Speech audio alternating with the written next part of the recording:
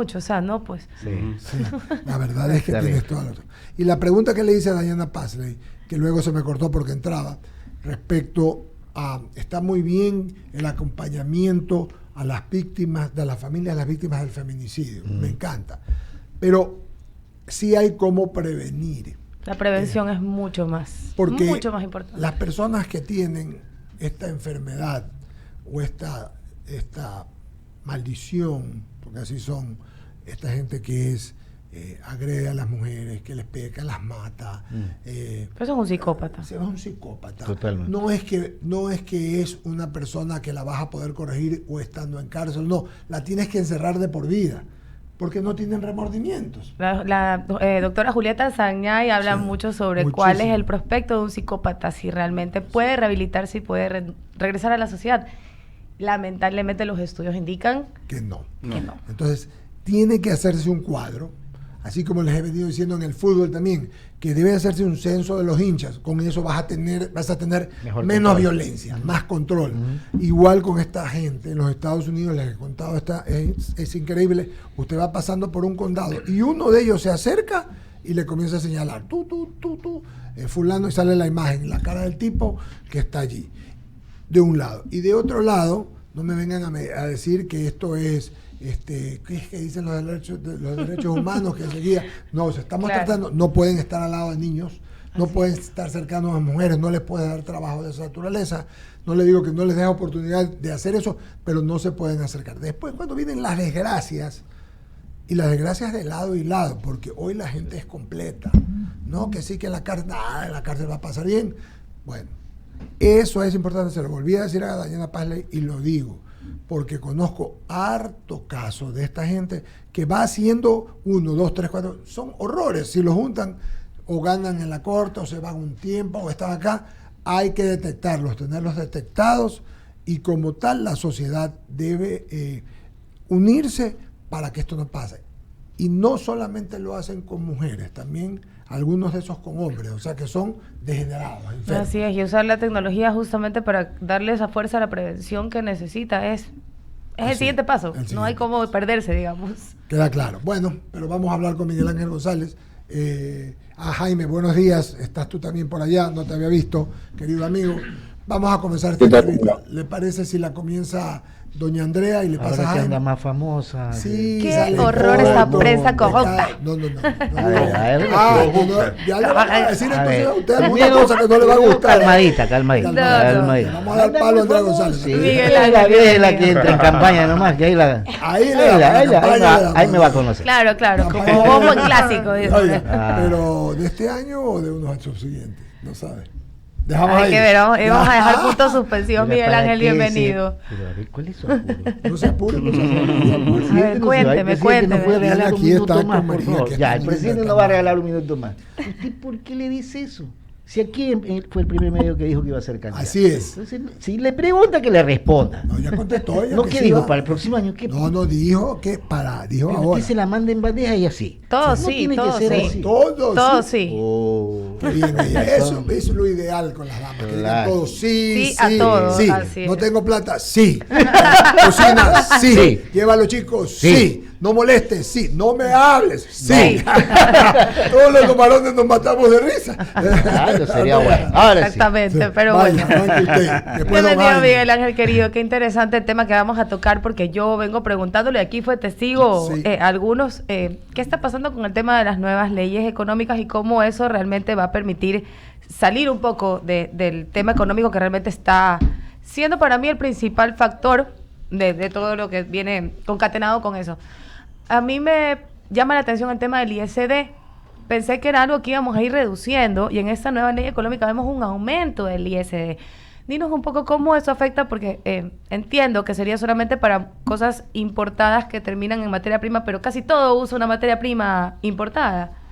Sí, hola Andrea, Eduardo, Querido Miki. Enrique, Javier, siempre ¿Cómo un está, enorme Miguel? gusto Buenos días. estar en este panel con muy buenas vibras como siempre se Así sienten es. aquí. Un saludo para todos aquellos que nos están viendo y escuchando en estos momentos. Definitivamente el tema económico es una prioridad, seguridad y economía. Están las dos prioridades de nuestra ciudad, nuestro país, de nuestra población en general. Y para mejorar la economía tenemos que buscar que haya crecimiento económico, y para que haya crecimiento económico hay que buscar las maneras de impulsar al sector productivo. Exactamente. Cuando los impuestos aumentan, más bien lo que se hace es ralentizar la economía o, en cierto modo, extraer recursos del sector productivo que se necesitan para invertir y así poder hacer crecer la economía. Recordemos que la inversión es requisito sine qua non para que la economía crezca. Si no hay inversión, no hay crecimiento. Y si no hay crecimiento, no hay generación de empleo. Sin empleo no hay impuestos, sin impuestos no hay gobierno. Exactamente. Entonces, sí, el ISD es algo que venía bajando. Desde la Cámara de Comercio de Guayaquil es algo que desde hace mucho tiempo atrás hemos venido diciendo que eso no debería existir. Así Debería es. ser cero. Porque el impuesto a la salida de divisas lo que hace más bien es, de alguna u otra manera, bloquear que entren nuevos capitales. Y además encarece los productos importados. Eso es algo que la gente normalmente no se da cuenta. Y hay cosas que esos productos importados que se utilizan para cosas, porque la gente, dice productos importados, han de ser productos de lujo o productos específicos, pero en realidad muchas cosas de uso normal, que no son de lujo, necesitan de algo importado para terminar de fabricarse. Totalmente de acuerdo. Cuando el ISD sube, ese impuesto es considerado un costo del producto. No es como el IVA, que tú puedes cruzar IVA comprado con IVA de ventas. Uh-huh. No, ese se computa al costo de manera directa. Entonces aumentan los precios de los productos, al igual que los aranceles, que también se incluyen en el costo y los productos cuestan más. Y lo mismo pasa con los impuestos a los consumos especiales, que hace poco, me imagino están todos enterados, sí, una sala especializada en la familia, la niñez, la adolescencia, de una corte provincial, una corte de Pichincha, emite una sentencia en la que da de baja un decreto ejecutivo en el cual se disminuían los impuestos a los consumos especiales, que también incrementa el costo de los productos y que además es contraproducente para los objetivos que busca, porque la idea de un consumo especial es de alguna manera desincentivar el consumo de ese producto. Así Pero en es. la práctica lo que sucede es lo contrario. Por ejemplo, aumentas el contrabando. Así que es fue simple, como así quebraron es a la sencillo. industria tabacera del país, porque Exactamente. indistintamente podemos quedarnos discutiendo si está bien o mal la industria o el consumo era una industria que daba millones de empleos, una planta nativa de la selva amazónica, o sea, es un poco dónde está la libertad de cada uno de escoger. Andrea lo ha dicho mejor de lo que yo lo puedo explicar. Presidente. Exactamente. Pega su tabaquito. Presidente. No, y es una planta nativa de la selva amazónica. ¿Se imaginen sí. si nosotros hubiésemos registrado como ahora el origen de denominación de origen, ¿Y mejor tal es dicho? el contrabando? Y un dato interesante, los habanos cubanos tan famosos, el forro de los habanos era antes hecho con La hoja. tabaco ecuatoriano. Ahora la industria tabaquera se mudó a Brasil, lo que fue en su momento la industria tabaquera ahora solo contrata en Brasil, y le abrió la puerta al contrabando de cigarrillos colombianos y chinos. Y discúlpenme, pero la plata de los cigarrillos de contrabando no va a las manos de las personas sanas que dan empleo. Probablemente va a los bolsillos de los GDOs. Entonces dejemos de ser tan puritanos con el tema y hablemos en términos económicos, ¿no? Usted aumenta los impuestos a los consumos especiales, especialmente en niveles altos, y lo que está haciendo es incentivando el contrabando o comercio ilícito, subfacturación o cualquier otro tipo de Irregularidad. acción irregular o chueca. Y además, algo que tampoco nos podemos olvidar es que el fisco, que necesita plata, esto es contraintuitivo, aumenta los impuestos, más bien recauda menos. Así y les pongo un es. ejemplo, que también se le está dando de baja al decreto, también estaba incluido en el decreto, que son las armas de fuego para las compañías de seguridad, que son tan necesarias Es una locura. para las empresas de seguridad privada en un momento como el que vivimos. ¿Sabe cuánto era el impuesto a los consumos especiales de esas armas? 300%. 300. 300%, una barbaridad. Nosotros impulsamos que eso se reduzca o que se elimine en las circunstancias actuales. Por supuesto. Se redujo a 30% Eso es. con ese decreto Ese es el 30 que 645, quedaron en 30, claro.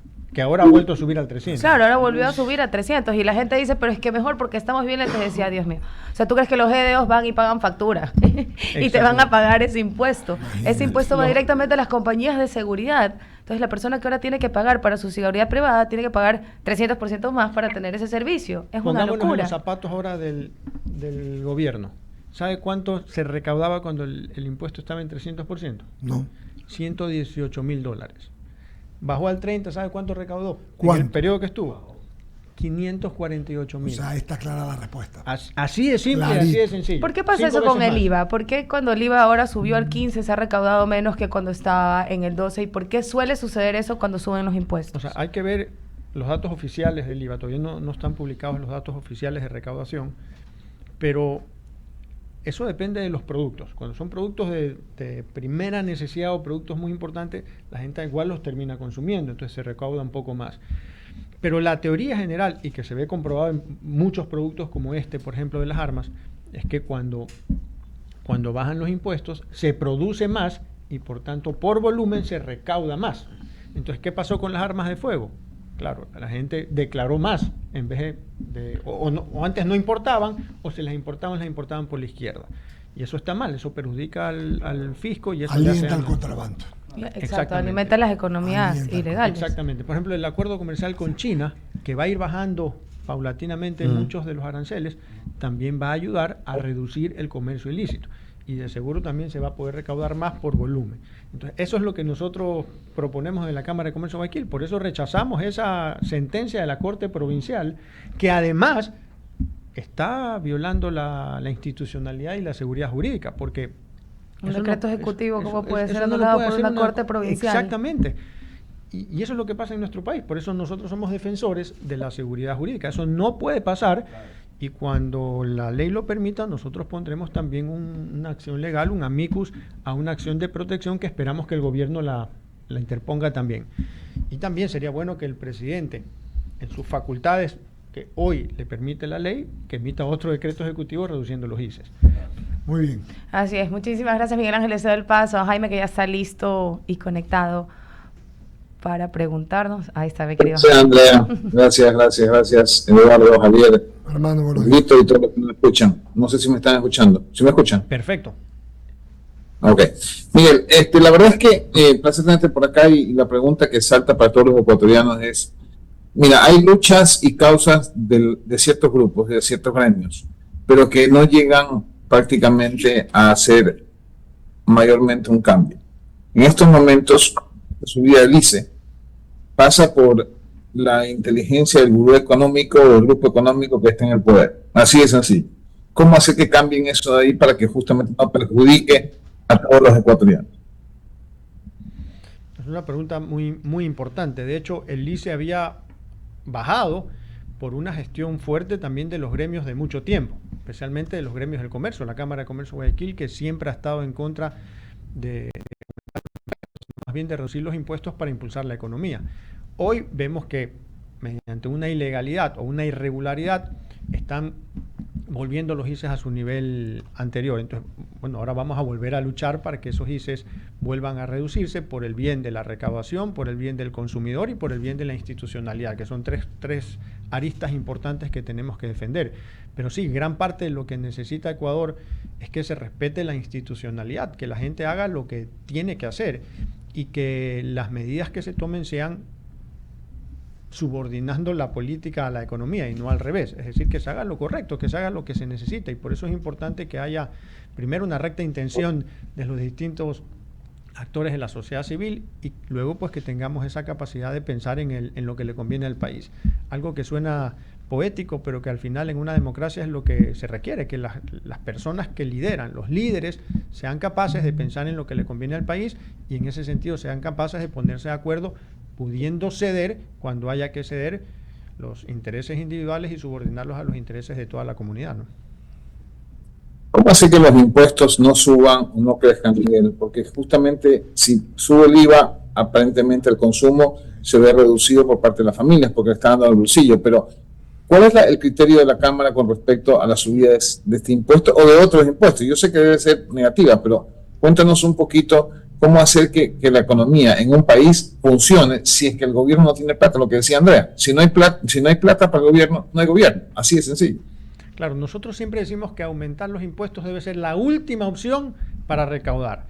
Siempre se empieza por reducir los costos dentro de los gastos improductivos dentro del gobierno y luego por hacer las cosas correctamente. Nosotros antes de la subida del IVA, por ejemplo, y de la ley que aumentó los impuestos, nosotros decíamos que habían otras vías. ¿Cuál decíamos que había?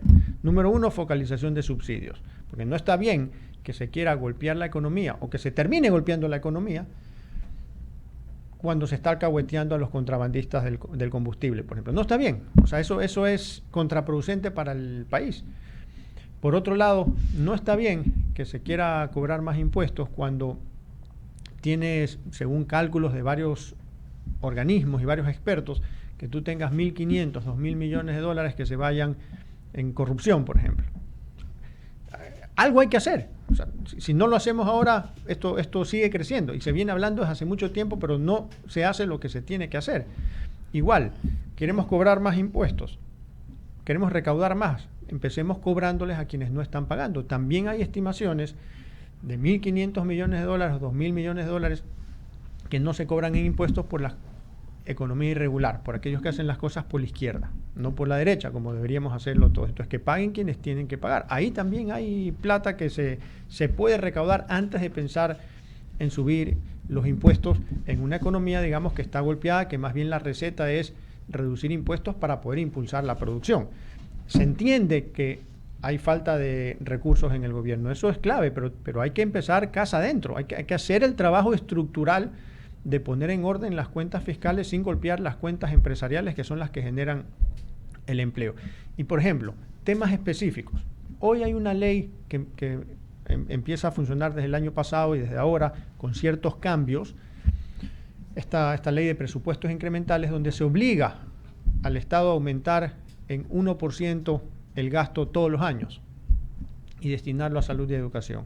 Está muy bien, pues, aumentar el gasto en salud y educación, pero tienes que tener los ingresos para poderlos gastar. Pues no puedes gastar o por ley pedir que se aumenten los gastos si es que no hay una contrapartida de ingresos. Y claro, que es lo que podrían buscar algunos políticos luego, poner más impuestos para cubrir ese gasto que te obliga a la Constitución. Entonces, en el fondo hay que apostarle al crecimiento económico. Ustedes pusieron un amparo no al IVA, la ley que lleva adelante, sino a las conexas. ¿Han tenido alguna respuesta de la Corte Constitucional de ellos? O sea, la Corte ya admitió a trámite. Sí, eso es lo que vi. Pero ¿sí? no hay sentencia todavía. No hay sentencia y no sabemos cuándo va a haber. Claro. Exactamente. Para nosotros es muy importante dejar sentado al presidente. Que quede claro que las cosas se tienen que hacer siempre respetando las normas, porque eso es parte de la seguridad jurídica. Por eso pusimos esa llamada demanda de inconstitucionalidad. No por la conveniencia o no de los impuestos. Esa es otra discusión, ese es otro debate. Esto es por un tema de seguridad jurídica. Que se refería concretamente a no al aumento, o sea, no al impuesto a las empresas, a la banca y me parece que algo más, ¿verdad? El ISD también. Pero, estaban todos completos. Eran dos cosas. A ver, uno es la forma como se crearon esos impuestos, porque los creó la Asamblea y la Constitución no lo permite. No lo permite. Esa es la forma legal. Exactamente. Nosotros conversamos con el ministro del Gobierno, ¿sí o no? Y le preguntamos y le dijimos, ¿es cierto que la Asamblea fue quien propuso la subida del ISD? ¿Y qué nos dijo? Que no, que ellos mismos la habían propuesto. No. Yo también estoy ahí claro que te lo juro, de verdad, aquí tengo testigos, porque yo le repetí la pregunta y le dije, pero ministro Torres, a ver, yo tenía entendido que desde la Asamblea se había subido el ISD y no había estado dentro de la propuesta original económica, porque varios panelistas también nos habían dado ese punto y nos dijo que no, que ese era parte del proyecto económico desde el inicio. El presidente presenta un proyecto, eso es público, sí, presenta un proyecto donde propone aumentar el IVA al 15%. Uh-huh.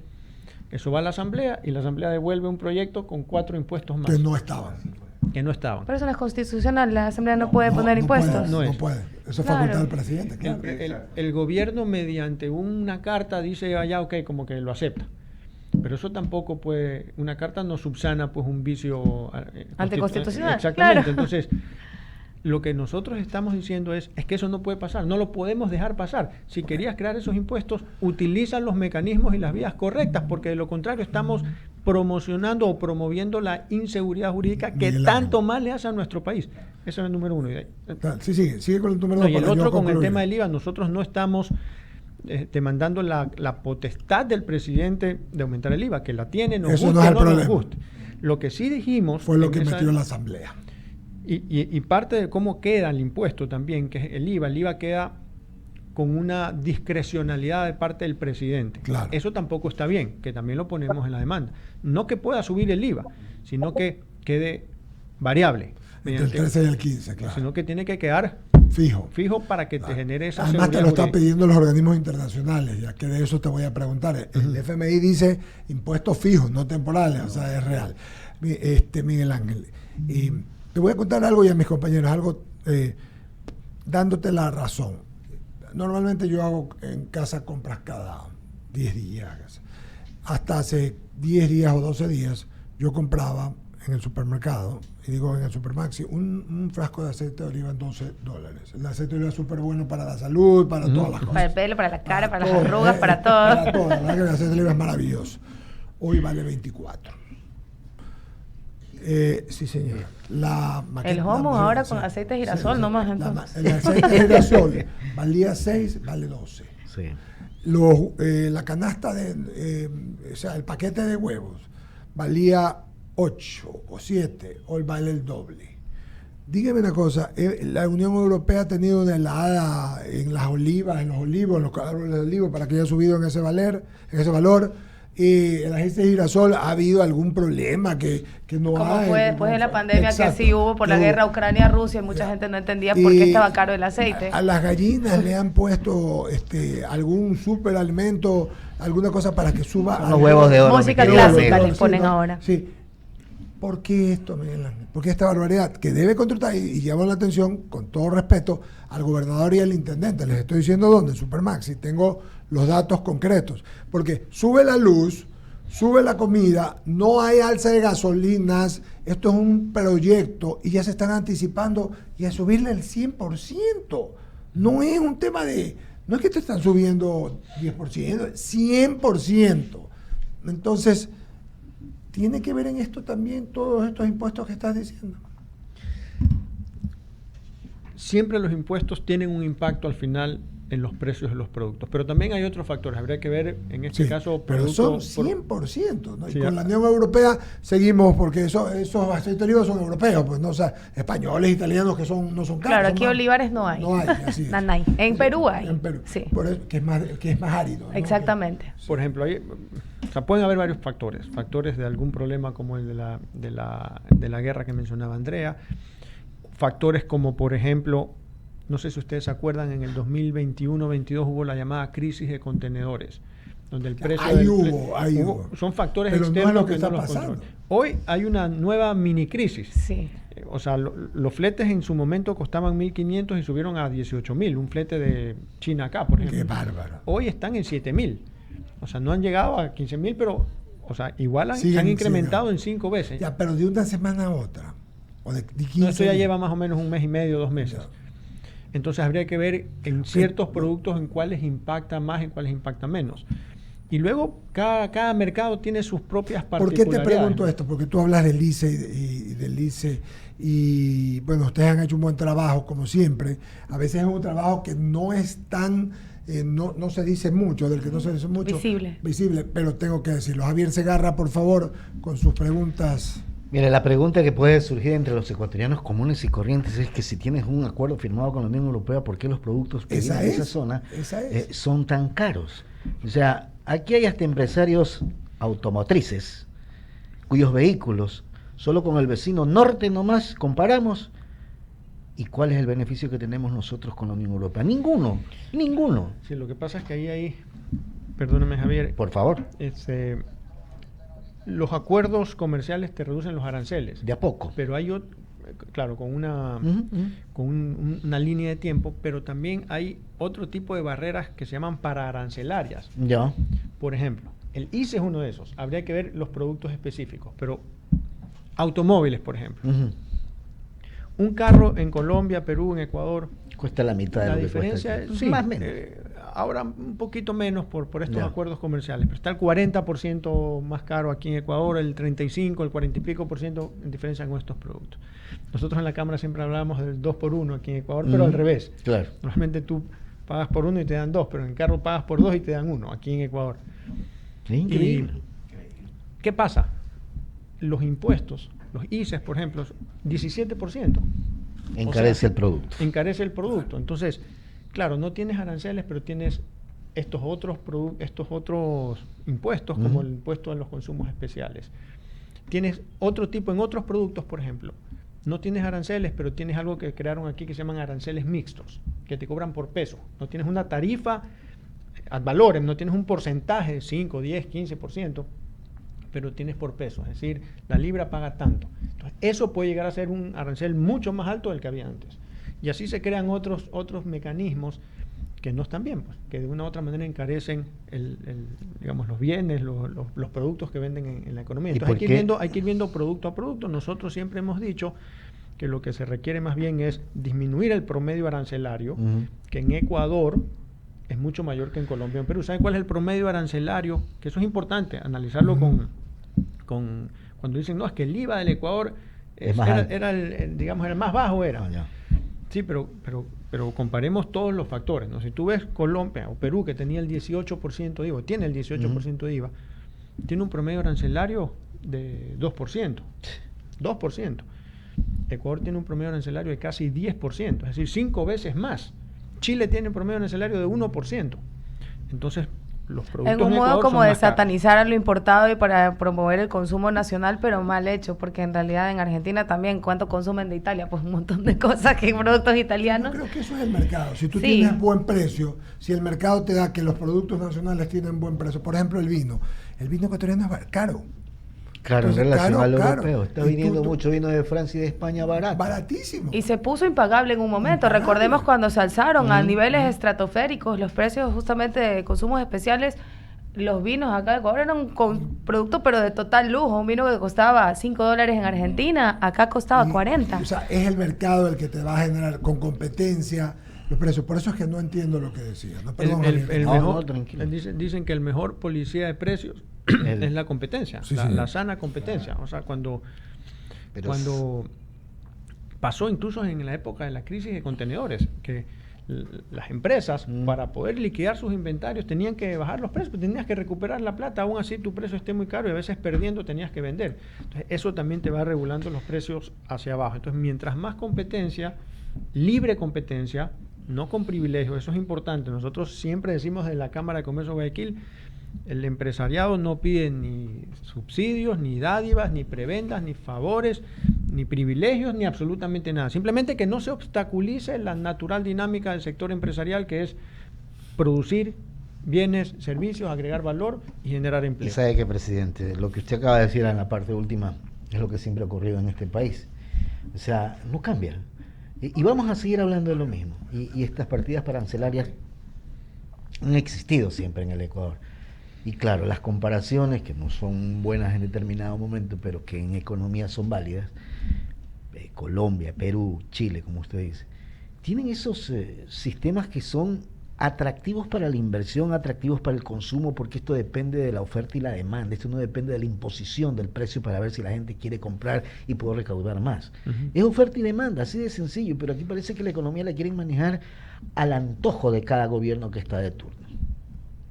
Sí, y creo que también hay bastante, por un lado, desconocimiento del tema económico en ciertos sectores, y por otro lado también intereses políticos que los ponen por delante de los intereses económicos. Entonces yo sí creo que Ecuador, si quiere salir adelante, sí necesita una especie de ruta económica que no esté cambiando, ¿no? Una ruta bien marcada de parte del sector productivo en general, de la ciudadanía en general, y que los gobiernos no la estén cambiando, o que los gobiernos de turno no la estén cambiando, porque de lo contrario no terminamos de avanzar. Y ahí es donde se habla de tener una especie de acuerdo, de consenso entre los líderes nacionales para que no obstaculicemos la economía, porque de eso depende el futuro de todos nosotros, y que de alguna manera podamos blindar la economía de lo que sucede en la política, que independientemente de los vaivenes políticos, la economía, las instituciones que regulan la economía y que protegen la economía puedan avanzar vía libre, digamos, porque de lo contrario el país no sale adelante. A veces aquí se habla mucho de crear empleo, por ejemplo. Pero ¿bajo qué condiciones? Pero ¿cómo vas a crear empleo si la economía no crece? Claro. El objetivo fundamental que deberíamos tener todos los ecuatorianos, incluido la clase política, es crecer económicamente. Que hayan más oportunidades para la gente. Más gente tenga más. Más emprendimientos, más actividad productiva, más inversión extranjera, más empresas, más nuevas inversiones, sea de donde sean nacionales, sean extranjeras, como sea, pero Eso es lo que queremos, un tsunami, un aluvión de inversiones, de actividades productivas en nuestro país. No hay otra forma de salir adelante. Y que no es difícil. No es difícil aplicarlo. Hay países que sí lo han hecho rápido. Sí, pero cuando les da la gana. Con voluntad. El tiempo nos viene corto. No te voy a preguntar, solo quiero hacer una reflexión y tu pensamiento. El domingo hubo la posesión del presidente en El Salvador y en una parte del discurso se los dijo a Daniel Noboa y a Javier Milei, que estaban enfrente. En este país, para combatir la inseguridad, no se incrementaron impuestos. 2, tampoco hemos firmado acuerdos monetarios internacionales. ¿Y por qué El Salvador lo puede hacer una población de 6 millones? Nosotros somos, ¿cuántos? 17. Y hay naciones como Singapur, Filipinas, que eran el basurero en el planeta. ¿Y Ecuador por qué no lo puede hacer con tanto recurso natural? Y es un tema político, yo lo he dicho siempre que hemos conversado. El tema aquí es que todo el mundo manosea la política. Y dijiste una palabra que la voy a resaltar. Tiene que estar la política subordinada a la economía, no al revés, que es lo que se ha señalado. Nada más con esto, Miguel. Sí. Una reflexión tuya, por favor. Totalmente de acuerdo. Yo creo que el país sí puede pasar, porque hay países que sí lo han hecho. Por supuesto. Singapur, Nueva Zelanda, en sí, 2 o 3 décadas pudieron llegar al primer mundo. Entonces, de que se puede, sí se puede. ¿Qué es lo que está trabando la inversión? ¿Qué es lo que está trabando? Eso es lo que nosotros tenemos que buscar destrabar. Y una de esas trabas sí es o sí pasa por la clase política. Sí, señor. Que no, aquí no se trata de echar la culpa y de desprendernos de nuestra responsabilidad. No, el sector productivo tiene su responsabilidad y trabaja arduamente día a día. Pero lastimosamente lo que haga o deje de hacer la clase política sí impacta en la economía y en el nivel de inversión de un país. La inestabilidad política, por ejemplo, es enemiga de la prosperidad económica. La inseguridad jurídica es enemiga de las inversiones. Entonces, tiene que haber una especie de acuerdo nacional, tiene que haber una especie de consenso, es decir, ¿sabes qué? En temas económicos no nos metamos, o no obstaculicemos, mejor dicho, porque si lo hacemos estamos bloqueando el futuro de nuestros hijos, de nuestros nietos, de las futuras generaciones. Por favor, el país crece con recursos, con dinero. La salud necesita recursos, la educación necesita recursos, la cultura necesita recursos, el deporte necesita recursos, todo necesita recursos. Necesitamos crear riqueza, necesitamos crecimiento económico, y esa debería ser una de las prioridades en nuestro país, de todo gobernante y de toda clase política. Muchas gracias, Miguel Ángel González. Clarísimo, vamos a estar pendientes de todo, como siempre, no pasa un mes con que hablemos contigo, y pues muy amable por tus criterios. Encantado de estar acá. Ojalá que las cosas se den en bien del Ecuador, mi querido Javier. Sin duda. Vamos a pagar el corte, Andrea, Bolito, Jaime. No tenemos ninguna mención que pagar, ¿no? Ya al regreso. No, de una vez bueno, el regreso. Vamos, ya está el doctor Jaime Levet, vamos a hablar con él enseguida también. Ya está el doctor Levet aquí, vamos a hablar cuando regresemos. Vamos a